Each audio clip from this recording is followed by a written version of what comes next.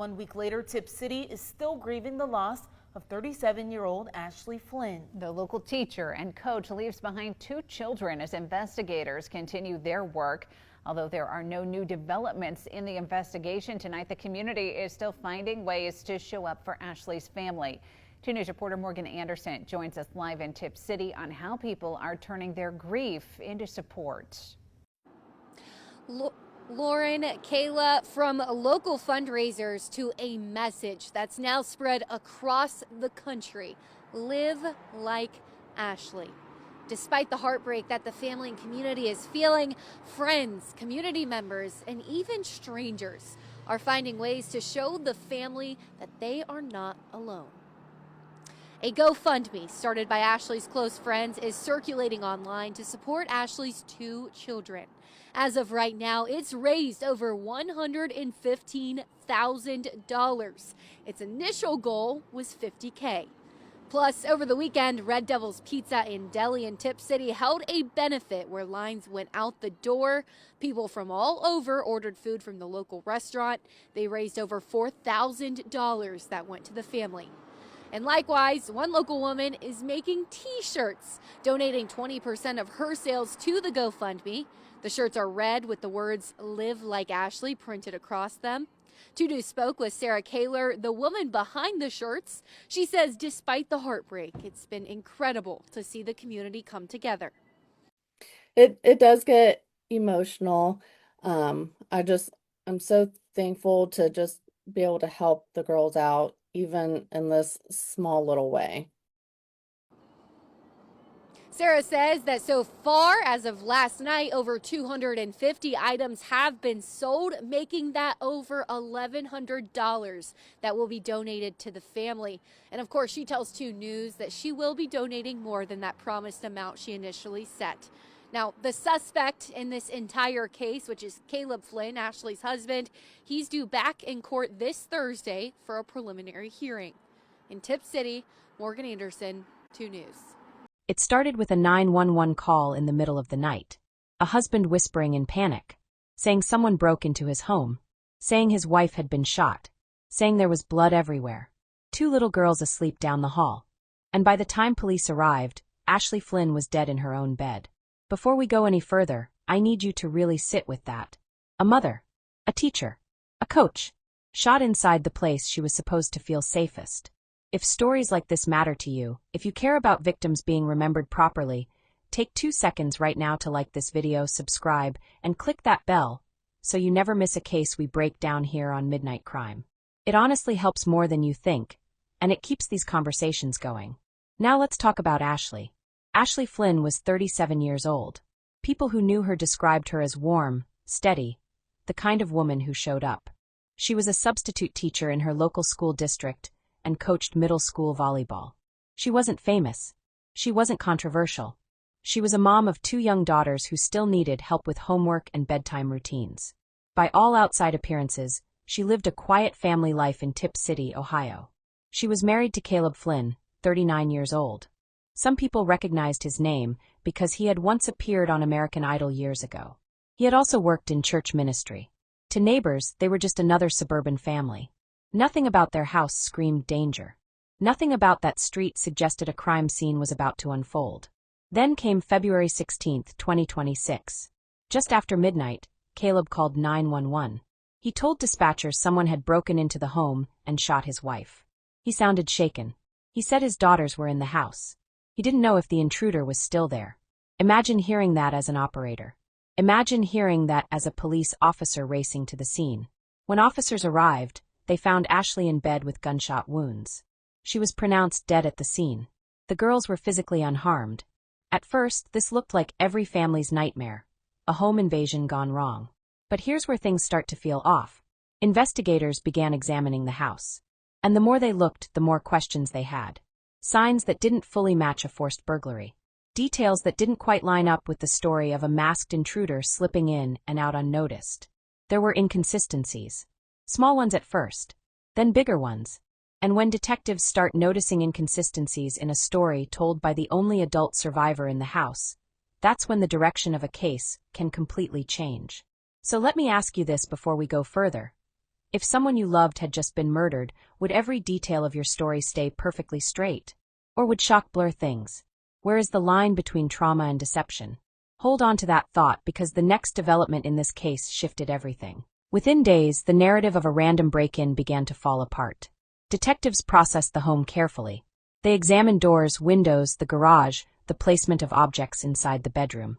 And what they reportedly found did not look like a chaotic burglary. There were no clear signs of forced entry that matched the urgency described in the 911 call. Certain items appeared moved, but not in a way that screamed panic or theft. It began to look staged. Now pause with me for a second. If someone breaks into your home in the middle of the night, shoots your spouse, and leaves, what are they there for? Money? Electronics? Revenge? And if that was the case here, why didn't the scene fully reflect that kind of motive? As investigators dug deeper, attention slowly shifted toward the one person who had been inside the house the entire time: Caleb Flynn. Police began reviewing the timeline. They analyzed the 911 call. They examined ballistic evidence and the firearm connected to the household. According to authorities, the evidence suggested that Ashley had been shot multiple times while in bed. That detail alone changes the emotional temperature of this case. This wasn't a struggle at the front door. This wasn't a confrontation in the living room. This was inside the bedroom. Let that sink in. 3 days after Ashley was killed, on February 19, 2026, Caleb Flynn was arrested. The same man who had called for help was now charged with her murder. He was formally charged with 1 count of murder, 2 counts of felonious assault, and 2 counts of tampering with evidence. Prosecutors alleged that he shot Ashley and then attempted to stage the crime scene to resemble a burglary. And this is the twist that turns a tragedy into something far darker. The story that had first been presented to the world was that of a family attacked by an unknown intruder. But investigators now believed there was no intruder at all. During his arraignment, Caleb pleaded not guilty. His bond was set at $2 million. The court imposed conditions, including restrictions involving his children. The legal process began moving forward, and just like that, the case shifted from a hunt for a phantom burglar to a domestic homicide prosecution. So here's the uncomfortable part we have to talk about together. When someone calls 911 claiming an outside attacker, and later becomes the primary suspect, what does that do to the credibility of everything said in those first frantic minutes? Was the panic real? Was it performance? Can someone sound terrified and still be hiding something? People in the community were stunned. Church members, parents from the school district, neighbors, they struggled to reconcile the public image of this family with the allegations now on record. Ashley was remembered as devoted and kind. Caleb had once stood on stages, sung publicly, worked in ministry. To many, this felt unimaginable.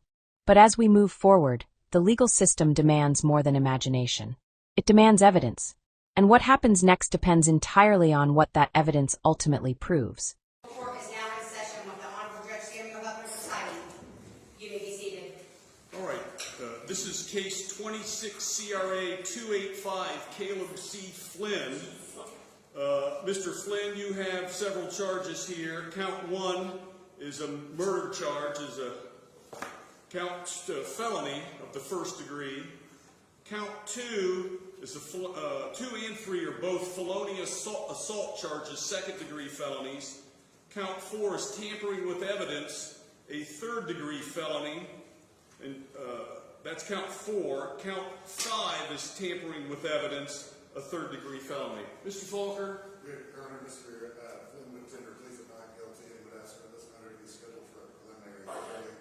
Mr. Flynn is residing in Tipp City. He doesn't own a commercial flooring company. He is not on probation for community control. He has no other charges pending against him and has no criminal history. We would ask the court to establish reasonable bonds. Mr. Flynn, we're going to set your case for a preliminary hearing for next week on February 26th at 1 p.m. You do have the right to have an attorney represent you. If you cannot afford one, you can apply to the public defender's office and they'll determine if you're eligible for a court-appointed attorney. Do you understand all of that? Yes, sir. Is there anything you'd like to say to the court with regards to a bond in this case? I'm so sorry you cut out there. Is there anything you'd like to tell the court with respect to bond in this case? I don't really understand that, so no, Okay, sir. so the court has to establish a bond, sir, ensure that your appearance, okay? So the court will establish a bond, and you have the right to tell me, hey, I'm not a flight risk, I am a flight risk, or anything of that nature. Is there anything you would want to tell me about that? Sir, I just want to take care of my daughters. I'm not at risk. I understand. Okay. Yes, sir. Well, the court is going to order a $2 million blanket bond in this case, covering all of your charges. Should you post bond in this case, the court will order that you be on pretrial services electronically monitored house arrest. Furthermore, the court will order that you will have no contact whatsoever, directly or indirectly through a third party, with. You are not permitted to speak to them in any way, shape, or form. That includes electronic communications. You are not allowed to communicate through family members whatsoever. Do you understand all of that? Yes, sir. Okay. Thank you. We're adjourned. Thank you, sir. As the case moved forward, more details about Ashley herself began to surface. And this is important because victims can get lost in the noise of accusations and court dates. Ashley Flynn wasn't just the wife in a headline. She was deeply involved in her daughters' lives. She worked as a substitute teacher, meaning she stepped into classrooms whenever she was needed. That kind of job requires patience and flexibility. She coached middle school volleyball, which means she spent afternoons mentoring young girls, teaching teamwork, discipline, confidence. Parents described her as steady and approachable, the kind of adult kids trusted. So when news spread that she had been shot in her own bed, the community reaction wasn't just shock. It was grief mixed with disbelief. And here's where the tension continues to rise. Prosecutors stated that evidence at the scene did not support the burglary narrative. Reports indicated there were issues with how entry points appeared, and questions about how the firearm was handled. Authorities also suggested there were attempts to manipulate the scene after the shooting occurred. That's where the tampering with evidence charges come in. Think about that carefully. If someone stages a crime scene, that requires time. It requires thought. It requires a decision to try to control what police will see. That's not panic. That's strategy. Caleb Flynn remained in custody after bond was set at $2 million. He entered a plea of not guilty. His defense has not publicly laid out a detailed theory yet, but in cases like this, everything will eventually come down to forensic analysis, timelines, and credibility. Meanwhile, the two young daughters at the center of this tragedy are left without their mother. Court conditions reportedly included restrictions preventing Caleb from having contact with them if he were to be released. That detail alone shows how seriously the court is treating the allegations. Let's talk about something uncomfortable again. When violence happens inside a home, people often look for a dramatic motive. Affairs, financial strain, secret arguments. But as of now, authorities have not publicly confirmed a specific motive. That leaves a vacuum. And when there's a vacuum, rumors rush in. Online speculation has swirled, but speculation is not evidence. And that's a line we have to respect. So here's the turning point in the story so far. What began as a reported home invasion has evolved into a prosecution arguing that there was no outside threat at all. The breakthrough wasn't a confession.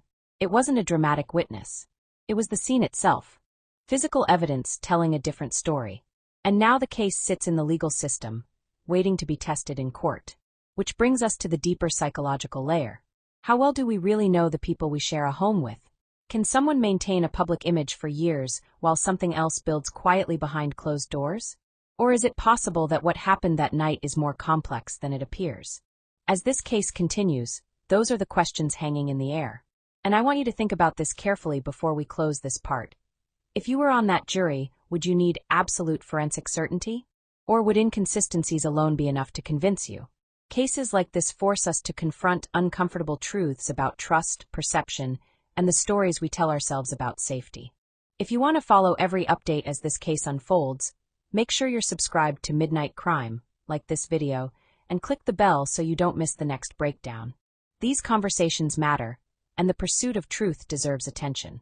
1 week later, Tipp City is still grieving the loss of 37-year-old Ashley Flynn. The local teacher and coach leaves behind 2 children as investigators continue their work.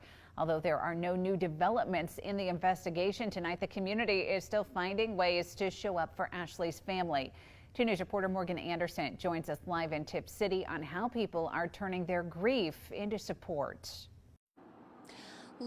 Lauren, Kayla, from local fundraisers to a message that's now spread across the country.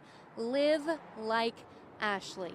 Despite the heartbreak that the family and community is feeling, friends, community members, and even strangers are finding ways to show the family that they are not alone. A GoFundMe started by Ashley's close friends is circulating online to support Ashley's 2 children. As of right now, it's raised over $115,000. Its initial goal was $50K. Plus, over the weekend, Red Devil's Pizza in Delhi and Tipp City held a benefit where lines went out the door. People from all over ordered food from the local restaurant. They raised over $4,000 that went to the family. And likewise, one local woman is making T-shirts, donating 20% of her sales to the GoFundMe. The shirts are red with the words "Live Like Ashley" printed across them. 2 News spoke with Sarah Kaler, the woman behind the shirts. She says despite the heartbreak, it's been incredible to see the community come together. It does get emotional. I'm so thankful to just be able to help the girls out, even in this small little way. Sarah says that so far, as of last night, over 250 items have been sold, making that over $1,100 that will be donated to the family. And of course, she tells 2 News that she will be donating more than that promised amount she initially set. Now, the suspect in this entire case, which is Caleb Flynn, Ashley's husband, he's due back in court this Thursday for a preliminary hearing. In Tipp City, Morgan Anderson, 2 News. Right now, this case has not reached a final verdict. It is still moving through the court system. Preliminary hearings have been scheduled, legal arguments are being prepared, and both sides are building their positions. The prosecution maintains that Ashley Flynn was shot by her husband and that the scene was manipulated to look like a burglary. The defense maintains his not guilty plea, which means the burden of proof remains entirely on the state. And that's where we are. No dramatic courtroom confession. No surprise suspect. Just a quiet Ohio community waiting for answers. If this case does go to trial, jurors will likely hear forensic testimony about gunshot evidence, scene reconstruction, and the timeline inside that home. They will probably listen again to that 911 call. And that call is powerful because tone can influence perception. When someone sounds frantic, we instinctively lean toward believing them. But emotion is not proof. And calmness is not guilt. That gray area is where cases like this live. Now let's zoom out for a second. Domestic homicides often shock communities because they contradict the image people hold of family life. From the outside, Ashley and Caleb appeared to have a stable home. 2 children, church involvement, community ties, nothing that screamed imminent violence. And that's why this story hit so hard locally. It forced neighbors to question their assumptions. Ashley's family has publicly expressed heartbreak and devastation. They've described her as loving and devoted. Fundraisers have been created to support her daughters as they grow up without their mother. That part of the story often fades in true crime coverage, but it matters. 2 children were sleeping in that house while their mother was shot. Their lives changed forever in a single night. And here's where the psychological questions become unavoidable. If the allegations are true, what leads someone to that point? Is it sudden rage? Long-term resentment? A private crisis that never surfaced publicly? Or something else entirely? And if the allegations are not true, then how does an innocent person find themselves at the center of such a devastating accusation? How do we, as observers, balance empathy for a victim with the legal principle of presumption of innocence? Can both exist at the same time in our minds? This case challenges the way we interpret fear, marriage, reputation, and trust. It asks whether we rely too heavily on appearances. It asks whether we listen more to emotion than to evidence. And it reminds us that sometimes the most dangerous narratives are the ones that feel the most believable. So I want to leave you with this. When someone tells you a story in the middle of the night, how do you decide whether it's truth or performance? If you were sitting in that jury box, what would you need to hear to be convinced beyond a reasonable doubt? And how well do we truly understand the private lives of the people closest to us? Let's talk about it in the comments. Keep the discussion respectful, keep it thoughtful. If you care about breaking down cases like this in a real way, Make sure you're subscribed to Midnight Crime, like this video, and click the bell so you don't miss what comes next.